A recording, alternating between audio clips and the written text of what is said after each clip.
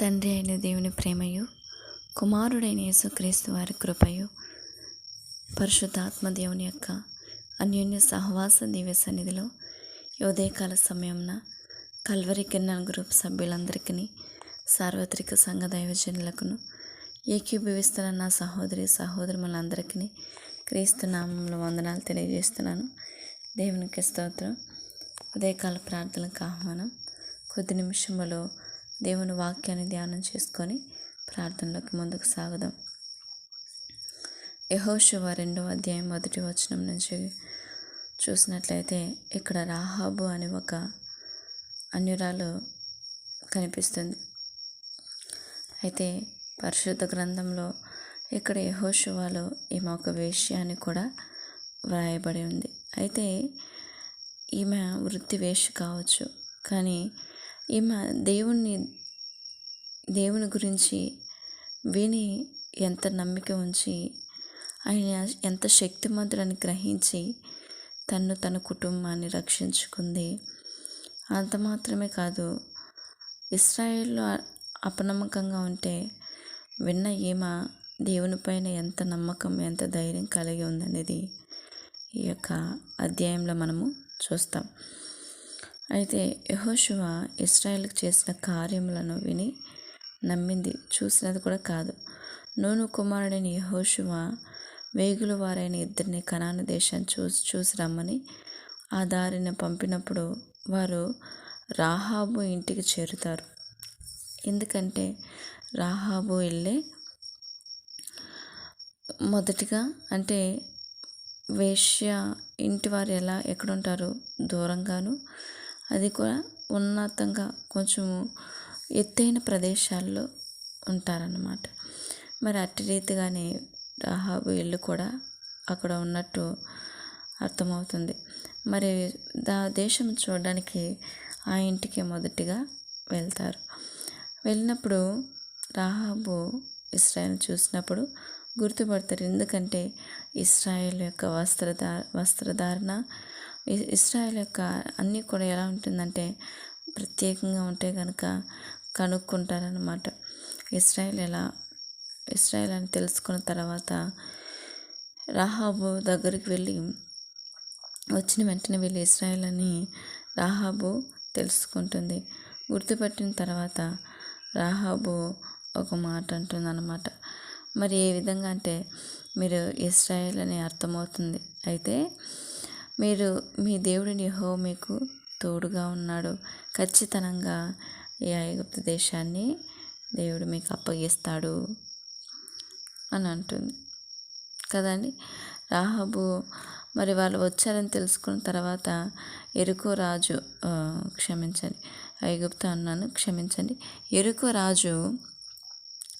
వర్తమానం తెలుసుకోగానే రాహాబు దగ్గరికి వారిని అప్పగించమని మనుషులు పంపితే అప్పుడు రాహాబు వారు నా ఎద్దుకు రాలేదని పచ్చిగా అబద్ధం చెప్పలేదు, కానీ వచ్చారు, కానీ తిరిగి వెళ్ళిపోయారు అని చెప్తుంది.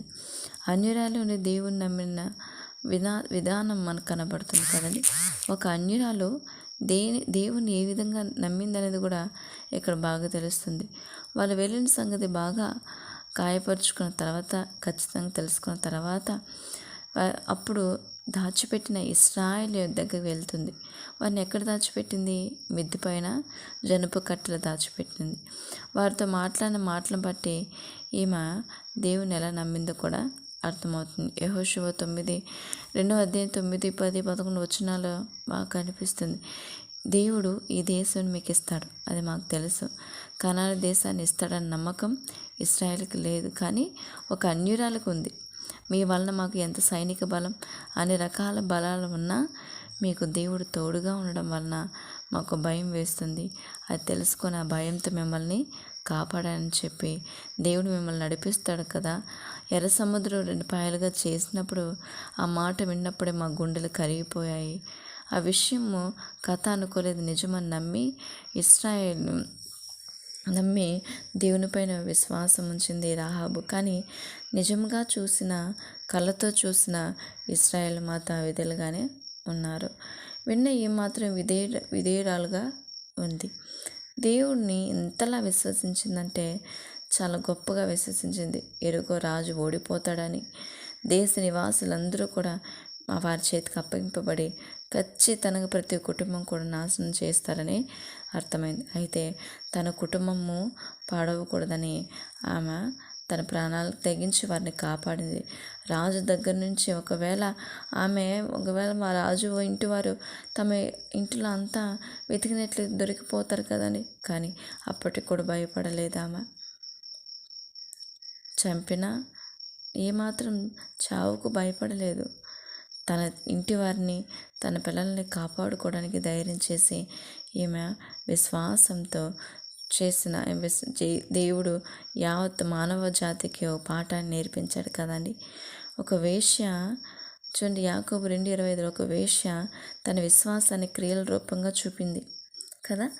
ఒక అన్యురాలు ప్రాణాలు తెగించి పతివ్రతను ఏ పురుషుని కన్నెత్తైనా చూడని అనుకుంటున్న స్త్రీలు ఈ పని చేశారండి? లేదు. ఒక వేశ్య, పాపం వ్యభిచారం చేసిన ఒక వేశ్య దేవుని నమ్మి దేవుని తన పిల్లల్ని ఎలా కాపాడింది. అంత మాత్రమే కాదు, దేవుని పైన విశ్వాసం ఎలా చాటింది తన క్రియల ద్వారా కదా అండి. ఒకవేళ ఆమె వ్యభిచారే కావచ్చు, కానీ దేవుని పని చేసింది కదా అండి. తర్వాత దినాల్లో ఆమె పాపాన్ని ఆమె విడిచిపెట్టింది కనుకనే హెబ్రీయులకు రాసిన పత్రికలో ఆయన రాయించాడు కదండి, ఈమె నీతిమంతురాలు అని రాయించాడు కదండి. ఎందుకంటే తర్వాత దినాల్లో ఆమె వేషతనాన్ని విడిచిపెట్టి దేవుని కోసం బ్రతికింది కనుక దేవుడు తను కూడా తన యొక్క నీతిమంతురాలుగా, తన యొక్క కుమార్తెగా వ్రాయించాడండి. మరి చూడండి, ఆమె వృత్తి మొదటి దినాల్లో వేష అయ్యుండొచ్చు, కానీ దేవుని నమ్ముకున్న తర్వాత తన విధేయత, తన భక్తి, తన విశ్వాసం, తన పరిశుద్ధత, తన కుటుంబాన్ని కాపాడుకుంది, తన ఇంటి వారిని కాపాడుకుంది. ఎరుకో రాజుతో సహా అందరూ నాశనం చేయబడ్డారు, కానీ ఒక వేశ్య అయిన రాహాబు రక్షించబడింది. తన ఇంటి వారు రక్షించబడ్డారు కదా. ఎంత ధైర్యంగా తన ఇంటి వారిని రక్షించుకుంది, తన యొక్క బంధుమిత్రుల సమస్తాన్ని రక్షించుకుందండి కదా. ఈరోజు ఆమె నుంచి కూడా మనకు దేవుడు పాఠం నేర్పిస్తున్నాడు. వేశ్య అని చిన్న చూపు చూశారు, కానీ ఆమె గొప్పగా తన ఇంటి వారిని రక్షించుకుంది. ఎంతో గొప్పవారని, ఎంతో నీతిమంతులమని, పవిత్రులని ఆ రాజ్యంలో అనేక మంది ఉన్నారు, కానీ వారెవరు కూడా రక్షింపబడలేదండి.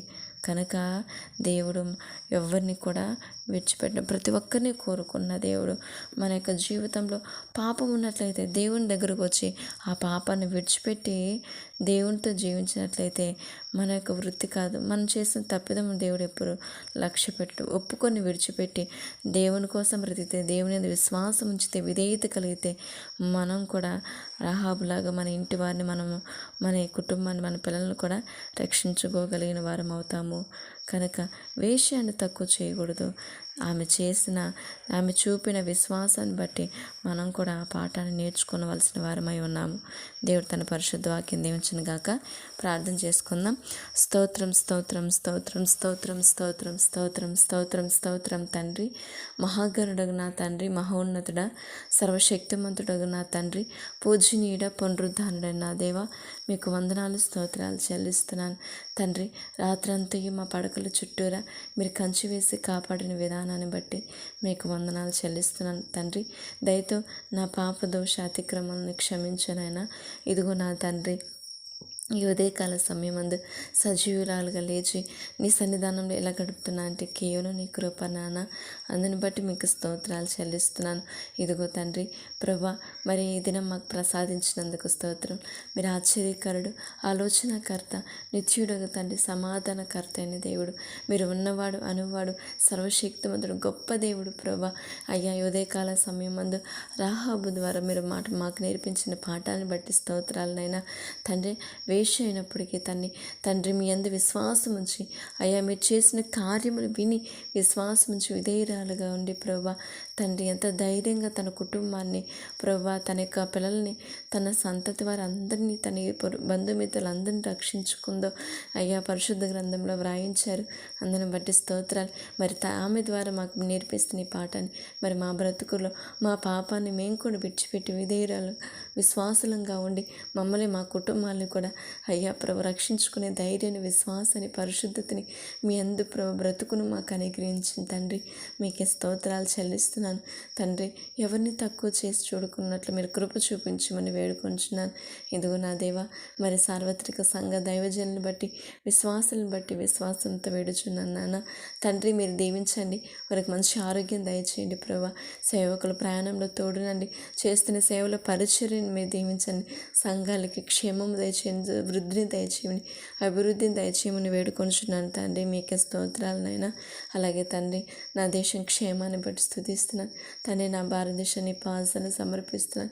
నా దేశం చుట్టూ తూర్పు, పడమర, ఉత్తర, దక్షిణ ప్రాంతంలో ఉన్న ప్రత్యేక దేశాన్ని, ప్రత్యేక రాష్ట్రాన్ని, జిల్లాని, మండలాన్ని, గ్రామాన్ని, ప్రాంతాన్ని బట్టి స్తోత్రాలు. నా దేశాన్ని కాపాడగల దేవా, నీ ఉగ్రత నుంచి నా దేశాన్ని కాపాడు తండ్రి. దయతో నా దేశం ప్రజలను క్షమించండి. ఈ లోకమైన అన్ని క్రియల నుంచి, విగ్రహాల నుంచి, చీకటి క్రియల నుంచి వీళ్ళ మనోనేత్రాలు తెరవబడి నా తండ్రి అయ్యా ప్రభా, పాపాన్ని విడిచిపెట్టి నా తండ్రి అయ్యా ప్రతి ఒక్క బిడ్డ, ప్రతి కుటుంబం రక్షింపబడినట్లు దీవించమని క్రీస్తు నామంలో అడుగుతున్నాను నా దేవా. మీకు వందనాలు తండ్రి. అయ్యా నీ ప్రేమను బట్టి నేను స్తుతిస్తున్నాను ప్రభా. అయ్యా సర్వ మానవాళిపైన మీ ప్రేమను మీరు ఎంతగా కుమ్మరిస్తున్నారు. గుర్తెరిగి నశించిపోతున్న యవనస్తులను కాపాడు తండ్రి. వాళ్ళ మనోనేత్రాలు తెరువునైనా నీ కాడిని మోయేవారుగా, నీ కోసం బ్రతుకువారుగా అయ్యా పాపం చేయకున్నట్లు వాళ్ళ హృదయాలు నీ వాక్యం పదిలపరుచుకునేవారుగా యవనస్తులు మీరు కాపాడండి. వాళ్ళ చదువులు, వాళ్ళ వివాహం, వాళ్ళ భవిష్యత్తు మీ చిత్తానికి అప్పచెప్తాను మీరు దీవించనైనా. అలాగే తండ్రి ప్రతి కుటుంబాన్ని దీవించు తండ్రి. అయ్యా అపవాది ఎన్నో అల్లకల్లలు సృష్టిస్తుండగా వాని క్రియలు బంధించు తండ్రి. ప్రతి కుటుంబంలో భార్య భర్తను మధ్యన, అత్త కోడల మధ్యన అయ్యా సమాధిని మనకి నుంచి మనం వేడుకుంటున్నాను దేవా. మీకే స్తోత్రాలనైనా. ఇదిగో నా ఇరుగు పొరుగు కుటుంబాన్ని, నా బంధుమిత్రుల్ని, మా సహోదరుని, మమ్మల్ని ద్వేషించే వారిని కూడా మీరు క్షమించునైనా. మమ్మల్ని శత్రువులు భావించే వారిని కూడా మీరు క్షమించండి. ప్రతి ఒక్కరి క్షేమం దయచేయండి. వారి కుటుంబాలకు రక్షణ దయచేయండి. మేలును, క్షేమాన్ని దయచేయమని వేడుకొంచున్నాను నాయన. అలాగే తండ్రి ఈ దిన ప్రయాణం చేస్తున్న ప్రయాణికులు మీరు క్షేమం దయచేయండి ప్రభా. ఎంతోమంది ప్రభా కుటుంబాలని ప్రభా పోషించుకోవడానికి అయ్యా వారు కలిగిన కష్టార్జితం కష్టం చేస్తుండగా వారి కష్టార్జితం దీవించండి. వాళ్ళ అధికారులు దీవించండి. వారి పక్షుని మీరు యథార్థంగా, న్యాయంగా పనిచేస్తున్న ప్రతి వారిని మీరు చల్ల కాపాడమని వేడుకొంచున్నానైనా. అన్యాయంగా అయ్యా ప్రభు లంచం తీసుకున్న లంచగొండి హృదయంతో ప్రవర్తిస్తున్న ఉద్యోగస్తుల దయతో క్షమించమని మనస్తత్వాలు మార్చినైనా. అన్యాయమైన హృదయాలు తీసివేయండి. ఎంతోమంది డాక్టర్స్గా, లాయర్స్గా, ఇంజనీర్స్గా ఆయా వృత్తుల్లో పనులు చేస్తున్న కార్మికులు, రైతులు ప్రతి ఒక్కరిని బట్టి స్తుతిస్తున్నాను. క్షేమం దయచేతండి. వారి కుటుంబాలు దీవించండి. వాళ్ళ ప్రయాణంలో మీరు తోడునండి. వాహనాలు నడుపుతున్న ప్రతి ఒక్కరికి, నడిపే వారికి కూడా మీరు క్షేమం దయచేయమని వేడుకొంచున్నాను దేవా. స్తోత్రాలైనా. అలాగే నా భారతదేశంలో ఎంతోమంది ఆర్మీ, నేవీ, ఎయిర్ ఫోర్స్ వాళ్ళు కూడా ఉన్నారు. వారి క్షేమం దయచేయండి తండ్రి. మీ సన్నిధి వరకు తోడించండి, రక్షణ ఇవ్వండి. వారి కుటుంబాలు దీవించమని వేడుకొంచున్నాను దేవా. మీకే స్తోత్రాలు. చంటి బిడ్డలు దీవించినైనా అయ్యా. చంటి బిడ్డలు నీ రాజ్యానికి వారసులు కనుక బాలుల యొక్క అయ్యా స్తోత్ర మూలమున మీరు దుర్గమును స్థాపించిన దేవుడు అయ్యా. సండే స్కూల్ బిడ్డలు దీవించండి. మంచి జ్ఞానం ఇవ్వండి ప్రభా. అయ్యా నీ వైపుకు ఉన్న యథార్థంగా నడిపించే తల్లిదండ్రులుగా అయ్యా మాకు జ్ఞానం ఇవ్వండి. బాలింతను దీవించు తండ్రి. గర్భిణిస్తున్న నా సహోదరికి సుఖమైన కాన్పు దయచేయమని వేడుకొంచున్నాను దేవా. మీకే స్తోత్రాలనైనా. ఇంకను నా తండ్రి ప్రభా ప్రత్యేకంగా ప్రభా అయ్యా తండ్రి ప్రభా హ్యాండిక్యాప్డ్స్ ఉన్నారు ప్రభా. వారిని మీరు దీవించండి ప్రభా. మోగవారు, చెవిటివారు, అంగవైకల్యంతో ప్రతి ఒక్కరిని మీరు విడిచిపెట్టరు. ప్రతి ఒక్కరి పట్ల మీ కృప చూపిస్తున్నారు. విధవరాణులు ప్రభా, వృద్ధులను అయ్యా నిజంగా అనాథలైన వారిని బట్టి కూడా నేను స్తుతిస్తున్నాను. క్షేమం దయచేయమని, వారికి రక్షణ దయచేయమని ప్రతిదినం వాళ్ళు పోషిస్తున్నందుకు స్తోత్రాలు చెల్లిస్తున్నాను. అలాగే కల్వరి కెనాల్ గ్రూప్ సభ్యులందరినీ బట్టి స్తోత్రాలనైనా. ఇదిగో పేరు పైన మీరు దీవించండి. చంద్రశేఖర్ అయ్య గారు మీరు స్వస్థపరిచిన తండ్రి. చీకటి నుంచి విడుదల ఇస్తున్న దేవా. రమేష్ బ్రదర్ని పెరాలసిస్ నుంచి విడుదల దయచేస్తున్న తండ్రి స్తోత్రాలనైనా. పాల్ బ్రదర్, వారి సహోదరు గోపి బ్రదర్ ఆ చెడు వ్యసనాల నుంచి యవ్వనస్తుని మీరు కాపాడుతున్న తండ్రి మీకే స్తోత్రాలు. అయ్యా అభిషేక్ గారి కుటుంబాన్ని, వారి వ్యాపారాన్ని దీవిస్తున్న దేవా. రాంబాబు గారిని ప్రభా ఆ ఆర్థిక సమస్య నుంచి విడుదలిస్తున్న నా తండ్రి. సురేష్ గారిని మీరు ఆశీర్వదిస్తున్న దేవా. వారి సంతానం, వారి కుటుంబం ఆర్థిక పరిస్థితులు మీరు చక్కపరచువాడా. ప్రభాకర్ సహోదరు కుటుంబాన్ని వారి ఇల్లు కట్టే విషయంలో సాల్మోన్ రాజు గారిని మీరు దీవించుతున్న తండ్రి మీకే స్తోత్రాలనైనా. అలాగే సూర్యప్రసాద్ గారిని ప్రభా ఆ యొక్క వైట్ ప్రాంతంలో ప్రభా అర్జెంట్ ప్రేయర్ రిక్వెస్ట్ ఇచ్చిండుగా నైనా సహోదరిని మీరు దర్శిస్తున్న దేవా. అనిత సిస్టర్ని మీరు దర్శిస్తున్న దేవా మీకే స్తోత్రాలు చెల్లిస్తున్నాను. సాలమ్మ గారి ప్రభా అన్నక్క జీవితంలో మీరు గొప్ప కార్యములు చేశారు. వీరి జీవితంలో మీరు చేయబోతున్నందుకు మీకు స్తోత్రాలనైనా. యవ్వనస్తుల ఉద్యోగుల కోసం ప్రభా సునీల్, చరణ్, రూప, శోభ సహోదరులు ప్రభా ప్రేయర్ రిక్వెస్ట్ ఇచ్చినారు. ఆశా సిస్టర్ భవిష్యత్తును కూడా దీవించండి తండ్రి. వాళ్ళ ఉద్యోగ విషయంలో మీరు కృప చూపించండి. నీ కోసం బ్రతుకున్నట్లు వారిని దీవించునైనా స్తోత్రాలనైనా. అలాగే తండ్రి స్పందన సిస్టర్ని మీరు దీవించండి అయ్యా ప్రభు. నార్మల్ డెలివరీ విషయంలో కృప చూపించునైనా. మంజుల సిస్టర్ని మీరు దీవించమని వేడుకుంటున్నాను తండ్రి స్తోత్రాలు. దేవోర సిస్టర్ వారి కుమార్తె ఉద్యోగ విషయమై, అలాగే తండ్రి శాంతి గారు వారి కుమారుడు శ్రీచేతుని భవిష్యత్తు విషయమై మొరపెడుతున్నాను కృప చూపించునైనా. మెర్సీ గారిని, లక్ష్మి గారు వారి కుటుంబాలు దీవించండి.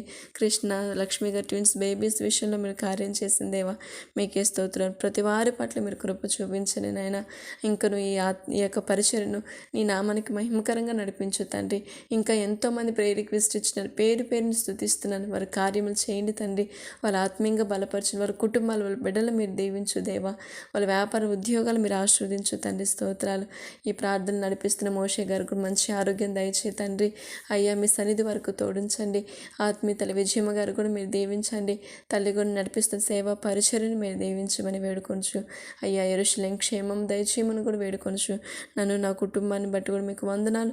నీ పాసను సమర్పిస్తున్న ఏదైనా అంత మీ చిత్తమే జరిగించి మీ సన్నిధి మాకు తోడించమని మా ప్రభువు రక్షకుడైన యేసుక్రీస్తు నామములో అడిగి వేడుకొని పొందుకుంటున్నాం తండ్రి. ఆమేన్. దేవునికి స్తోత్రం, వందనాలు.